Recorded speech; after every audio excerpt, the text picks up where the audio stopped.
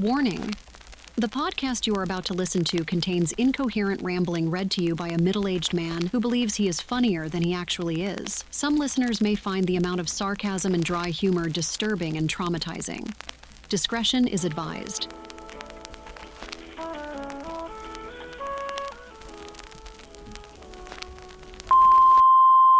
Have you read this episode?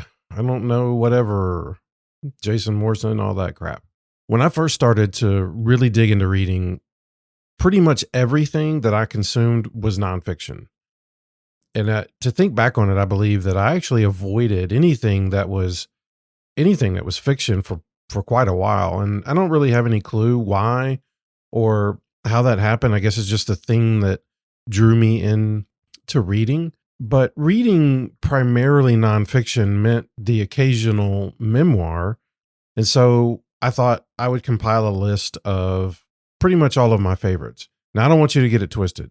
I'm not doing this for all of y'all. I'm really only doing this for the one listener that I have in Uruguay. Shout out. So I thought putting together a top 5 would be pretty easy. And that's actually what I initially set out to do. And if you've paid attention to the title, you should be able to piece together that narrowing that list down to 5 wasn't as easy as I thought. All of this means is that you're getting a top 10 list with some honorable mentions thrown in.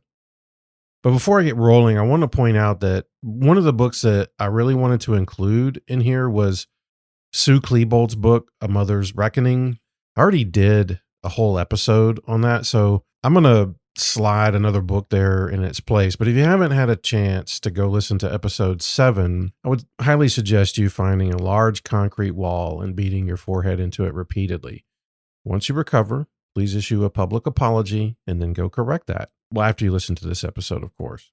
Now, this list is kind of a wild mix when you think about it. I think there's something in there for just about every kind of reader, unless you enjoy watching Keeping Up with the Kardashians. But chances are, if you like that show, you really don't know what a book is in the first place, and coloring books don't count. So I thought I would try to rank this list. That really just required more work than I was willing to put into this episode. Look, you're getting about 60% effort today. I'm also not going to babble at length about each one of these things. You're welcome. You'll either take my recommendations or you won't. I was trying to fit this into just a brief episode where, like, hey, here's the title. Here's some things that I liked about it. Here's some things that I think you would like about it. And we both can just be on our way. Here is my list. The first one is the autobiography of Malcolm X.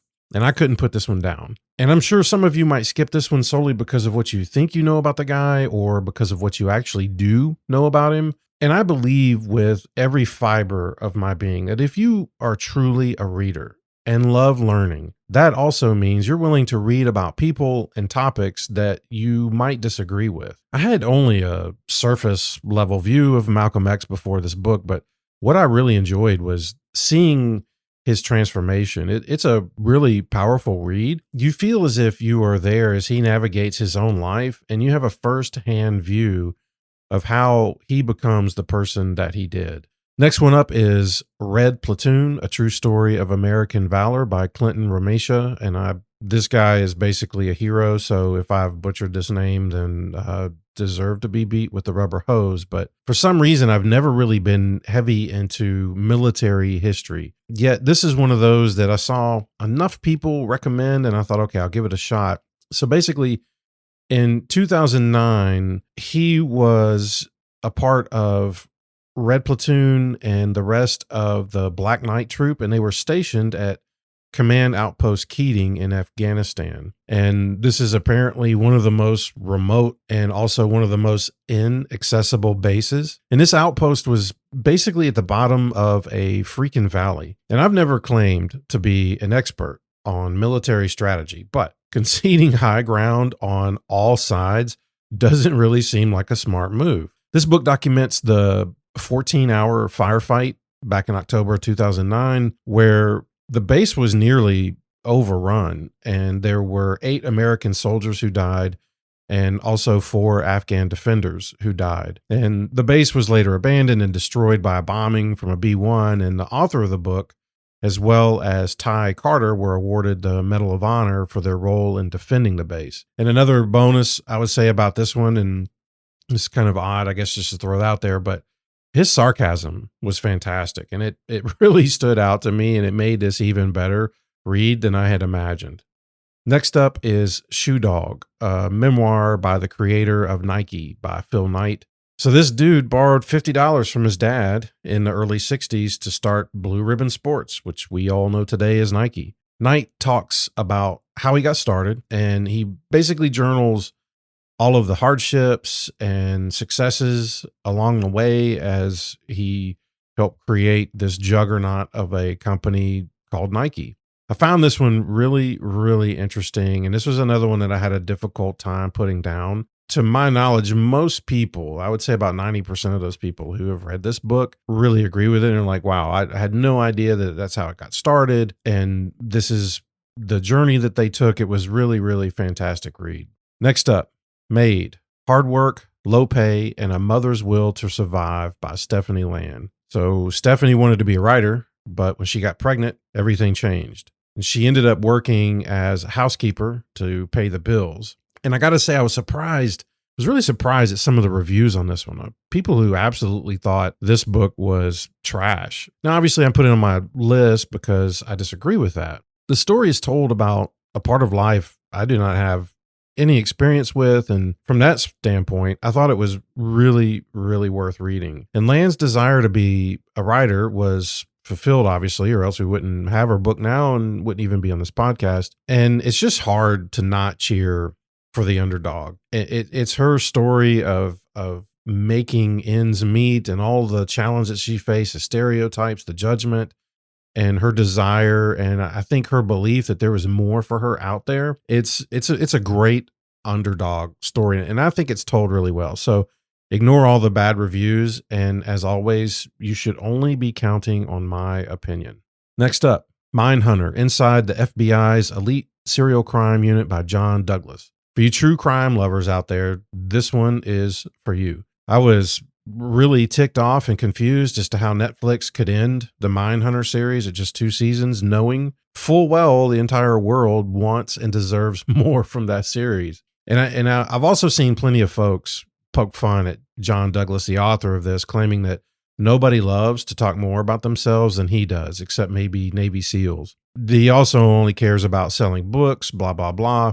But look, this guy had a 25-year career in this investigative support unit. He writes about what it was like to profile and hunt some of the most notorious serial killers, what it was like to be face to face with them. And I don't know, I think he's like 184 years old by now. So look, let the guy write books.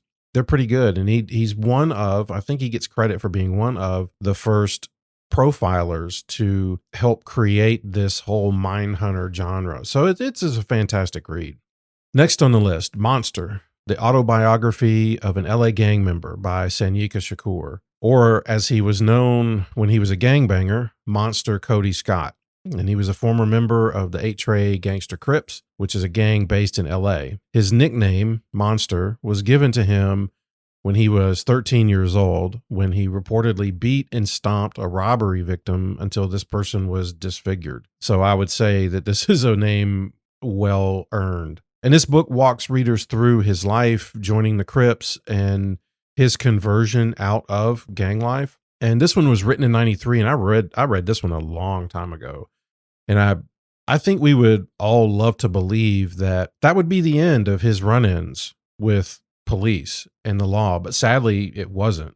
He was in and out of jail for years following this book release. And like I said, I read this so long ago that I actually, for this episode, I looked him up to see what this guy was doing. And I was fully expecting to see some kind of nonprofit or some type of a charitable organization in his area where he was reaching youth. But sadly, that wasn't the case. He actually passed away June 6, 2021, and he was found dead in a tent in a homeless encampment in Oceanside, California. And according to the reports, the cause of death was a stroke.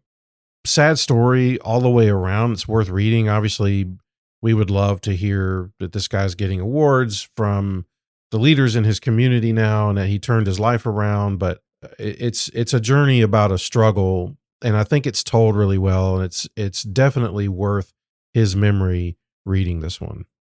Next is My American Journey by Colin Powell. And yeah, told you this list was wild. We went from Malcolm X to a gangbanger to Nike, and now we're here. But much like Malcolm X, I'm guessing there's going to be some of you out there who are going to disagree politically with Powell, and you're going to write this one off. I put aside what all I knew or thought I knew about the guy, which really wasn't much in the first place, and I just dug in on this one. And turns out he was born in Harlem to immigrant parents from Jamaica. Again, I didn't know that. Eventually joined the army, served in Vietnam, making his way to the Pentagon and serving as a general. And if that's not an underdog story, I don't know what is. This is a really, really great journey and a wonderful account. And I got to give some props to the guy for being what I think is a fantastic author. Next is Educated, Tara Westover. She was raised in the mountains of Idaho, and that's a phrase you really don't hear a lot these days. I mean, can you name, in fact, do this. Name me one person that you know that was born in the mountains of Idaho. Do they even have people there anymore? I have no idea. Her parents were said to be survivalists, and this kind of blew my mind. She was 17 years old the first time she entered a classroom, which is just crazy. Similar to some of these others, this is a story of wanting more than just this immediate world around you, this desire and yearning for knowledge and to experience life, like all of life, like not just what your parents have allowed you to stay cooped up in. She basically taught herself and worked to leave home and experience the world around her. I remember pretty much everything on this list. Like I remember having a hard time putting this one down, and it was an instant favorite the minute I finished it. And I love these stories. I think underdog is probably a common theme throughout these memoirs, but it's great to see where somebody started and how they ended up. This is great for that reason. Next is Born a Crime, Stories from a South African Childhood by Trevor Noah. This one's recommended from another reader friend, and when he suggested this one, I knew it would be good because he's a legit reader and he's not going to recommend garbage to me. But I can't remember now why I was a little hesitant to pick it up. All I really knew was that he was just the guy that showed up after Jon Stewart when Jon Stewart left The Daily Show. And he seemed funny enough on TV, and I was like, well, is the book going to be worth it? Is it just comedy? Like, what is this? And he writes about being born in apartheid South Africa. He writes about his childhood, and there's tons of humor and sarcasm mixed in, which is just like an instant green flag for me. And he talks about making it through abuse, poverty, violence, and all the way up to The Daily Show. Again, if memoirs are your thing, I can't see you not reading this one. Finally, last but not least, Heavy by Kiese Lehman. And quick shout out to the Family Secrets podcast hosted by Danny Shapiro, who has a fantastic series of episodes, but who also features many talented authors. And that's how I found this book. And hearing him speak on the podcast, I knew instantly I had to go read his book. And he writes at length about growing up in Jackson, Mississippi, violence, obesity, sex, gambling, anorexia, family, and also becoming a college professor. Just got to say, this is also one of the books that after reading it, it made me want to be a writer because it's just that good. Now, I had a much, much longer list here, but in the end, I decided to leave off some popular titles that I think everyone throws in just for the sake of having their top reads list, rather than make this episode way too long and boring. I mean, I know you're already struggling to stay awake at this point anyway. I'm going to drop all of the honorable mentions in the show notes, which will be available on the website, haveyoureadthispodcast.com. And just like everyone else hustling for the almighty dollar, I have added a merch shop to the website. And there's like a part of me that just kind of wants to throw up in my mouth a little just saying that. But, here we are. If you're on the website, haveyoureadthispodcast.com, you'll see a shop button at the top, which will take you to some apparel designs that I've been working on. And the goal here is not to just have the same old bookish crap that I see everywhere. Just something unique, something that personally I would want. And you might find some similar phrases, but I wanted these to be something that I personally would wear. So head over, check them out, buy them, don't, whatever. Until next time. This episode Have You Read This? Has been brought to you by absolutely nobody. Literally. Nobody cares enough about this crap to sponsor it. Why are you even still listening at this point?